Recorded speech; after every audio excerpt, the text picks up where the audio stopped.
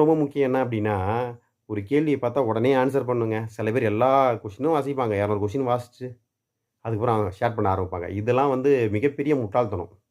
சரிங்களா? நேரத்தை வீணடிக்கிற வேலை. ஒரு கேள்வி பார்க்குறோம். சரிங்களா? உடனே ஆன்சர் பண்ணணும். உதாரணத்துக்கு கேள்வி எண் 1 அதுக்கு வந்து ஆன்சர் வந்து சி.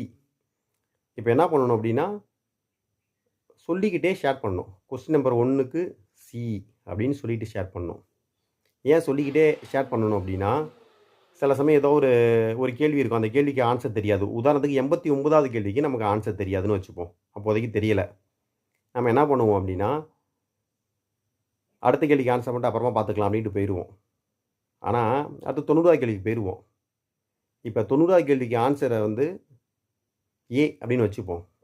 அதில 90க்கு நேரா குறிக்கிறதுக்கு பதிலா 89க்கு நேரா ஏ அப்படின்னு ஷேர் பண்ணிடுவோம். இத உடனே கண்டுபிடிச்சுட்டா ஒரு கேள்வி 2